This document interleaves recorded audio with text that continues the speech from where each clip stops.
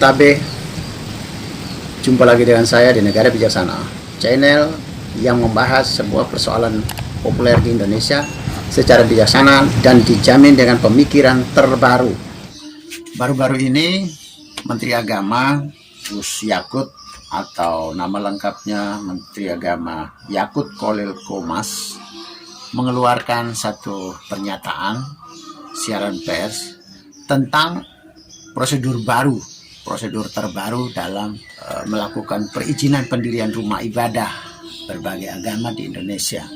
Yang terbaru adalah prosedur tanpa melalui perizinan 60 atau 90 warga yang berada di sekitar lokasi calon pendirian rumah ibadah.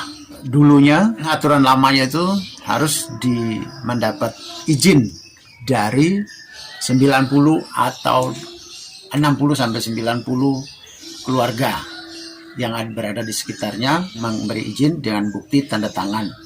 Yang berikut ada rekomendasi dari FKUB, Forum Kerukunan Umat Beragama, yang berada di setiap kecamatan di Indonesia.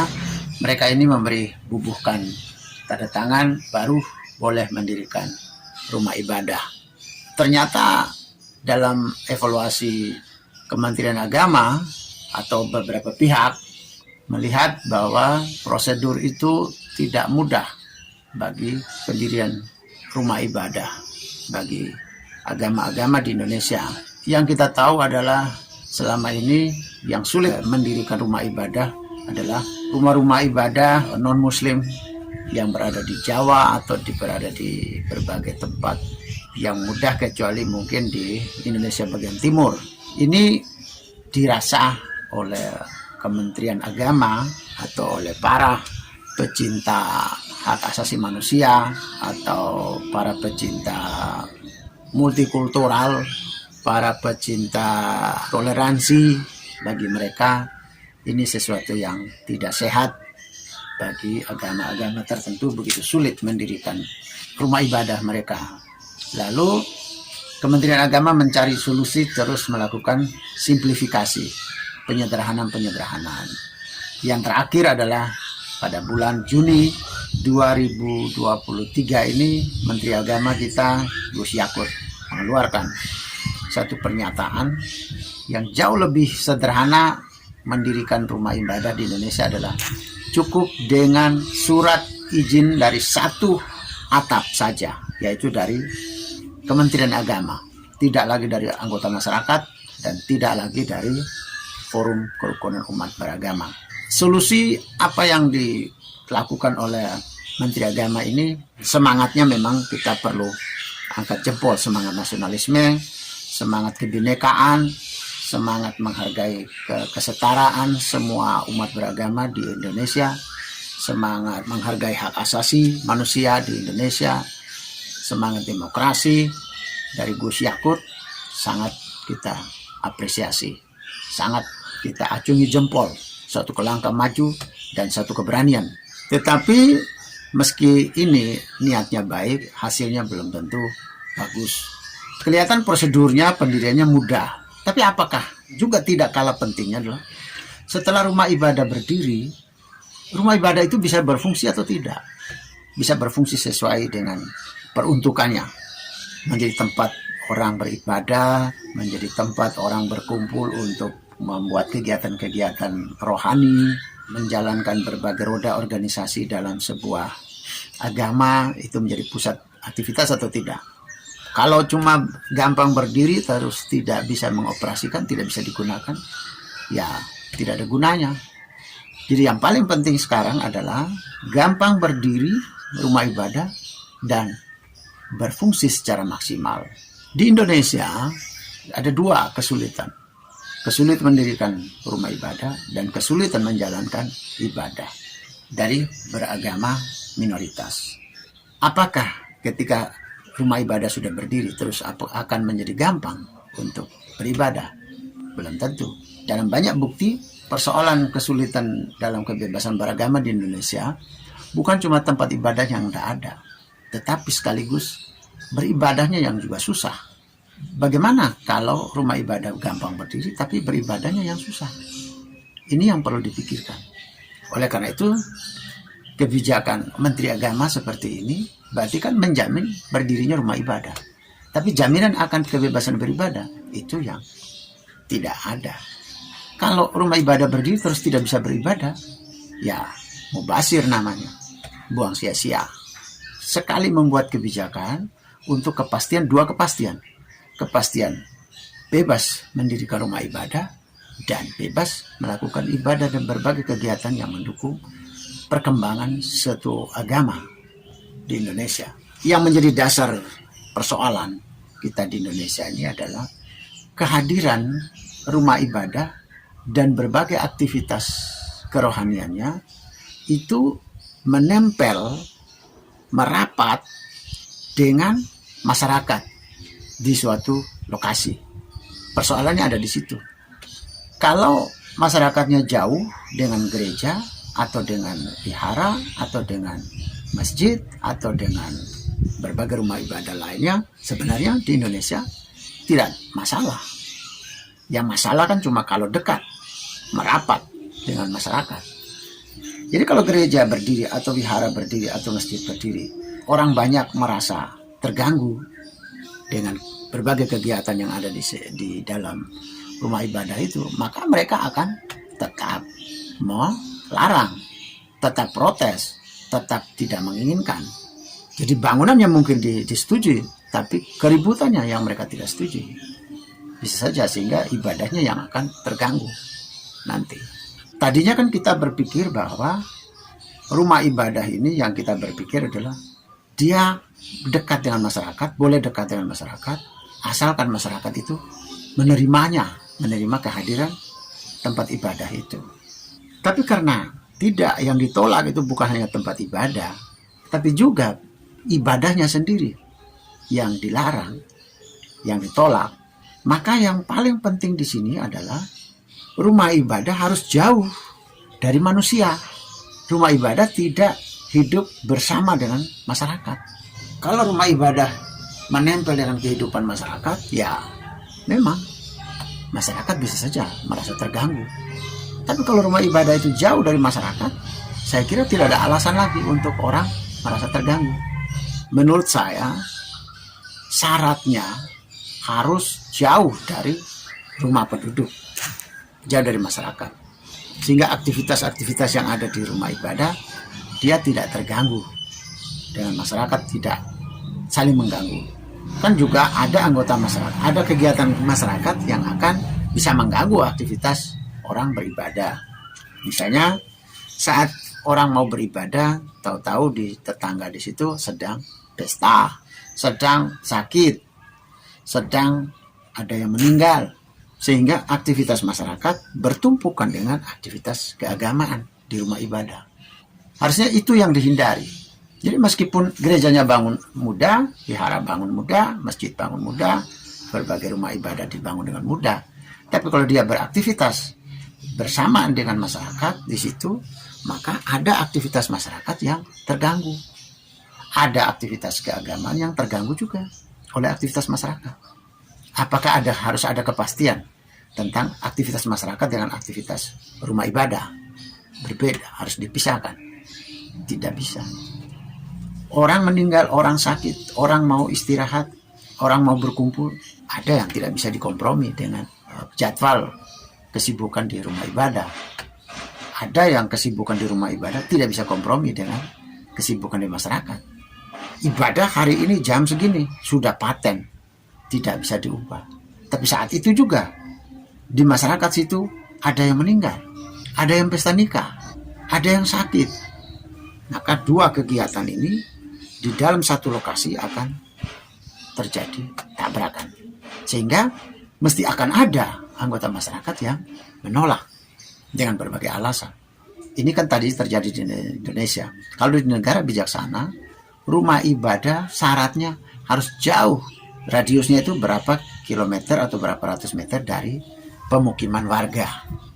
Caranya adalah sebuah rumah ibadah bukan hanya memiliki lingkungan, hanya habis untuk membuat rumah ibadahnya, tapi dia harus punya lingkungan taman, lingkungan halaman yang luas, sehingga rumah ibadah ada di tengahnya.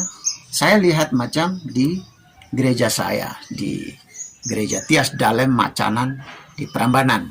Itu halamannya luas sekali. Gerejanya ada di tengah, bangunan ada di tengah. Sehingga gereja itu yang berdamping dengan masyarakat itu cuma pagarnya. Sesudah pagar ada taman, begitu luas. Baru bertemu dengan bangunan gerejanya ada di tengah. Di samping kiri kanan halamannya ini jadi tempat parkir, jadi taman, jadi arena-arena untuk orang beraktivitas pertemuan atau ke apalah, tapi tidak untuk ibadah. Terus selain itu juga di pinggir-pinggirnya itu ada bangunan kantor gereja, tempat pertemuan, tempat latihan, rumah pastor, kamar WC mandi, itu yang menempel dengan di pinggir-pinggir pagarnya. Aktivitas latihan, aktivitas rapat tidak akan mengganggu tetangga, masyarakat di sekitar. Ke depan jauh, ke samping timur jauh. Di samping timur jadi tempat parkir jauh dengan masyarakat. Ke belakang jauh dengan masyarakat juga. Gereja itu berada di tengah-tengah. Dia memiliki lingkungan yang luas. Halaman ke belakang kosong, halaman ke depan, ke samping, kiri kanan semua kosong, jauh. Mungkin di situ itu kira-kira jaraknya dengan pinggirnya itu sekitar 3-40 meter lah. Mungkin kalau membuat jadi regulasi mungkin harus lebih dari itu, lebih jauh lagi. Tapi di situ itu saya lihat jarak untuk depan saja ya. Saya lihat dari depan saja itu jarak sekitar 50 meter dengan rumah ibadah itu. Jadi pagar gereja itu yang menempel dengan masyarakat. Tetapi bangunannya jauh. Ya, jauh sekali.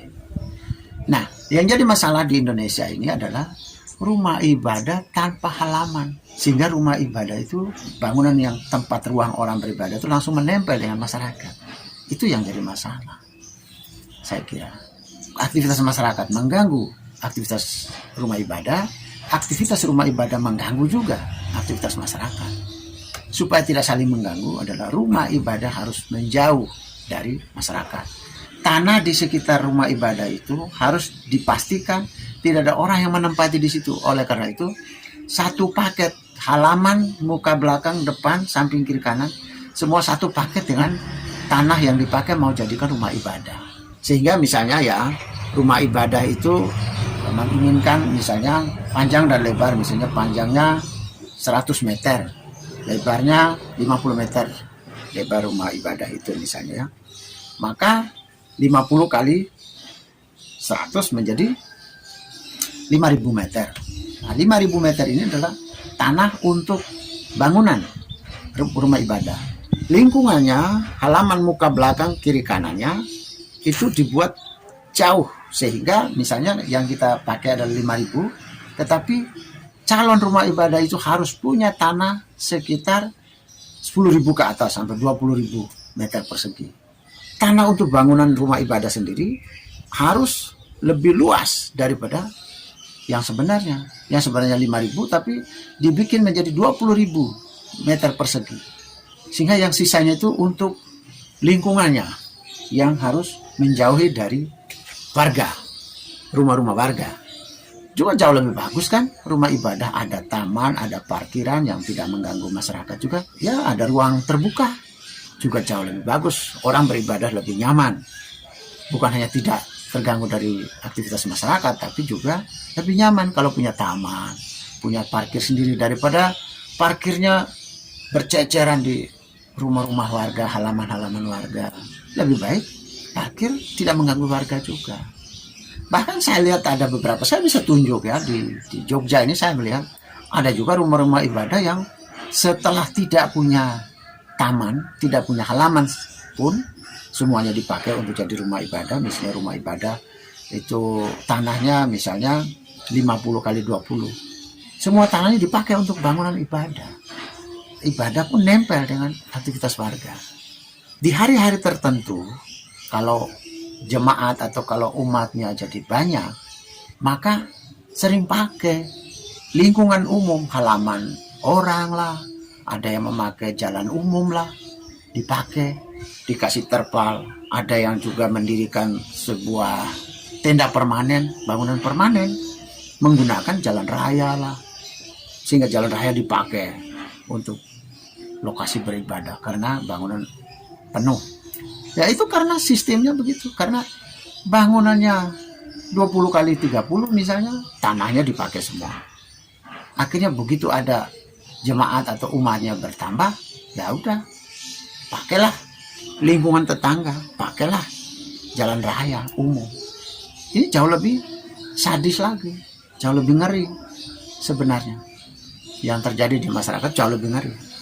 Jadi itu ya, saya kira solusi yang paling tepat kalau di negara bijaksana, solusi yang paling tepat adalah setiap calon rumah ibadah memiliki lingkungan harus 3-4 kali lipat dari luas calon rumah ibadah, supaya dia masih punya lingkungan yang luas, taman yang luas, muka belakang, kiri kanan semua yang luas, sehingga bangunan rumah ibadah harus letaknya di tengah, posisinya harus di tengah dan menyisakan banyak lingkungan yang luas, tanah kosong yang dijadikan apapun, yang penting intinya ibadah itu sendiri tidak bersentuhan dengan masyarakat, sehingga antara masyarakat dengan kesibukan di rumah ibadah tidak saling mengganggu.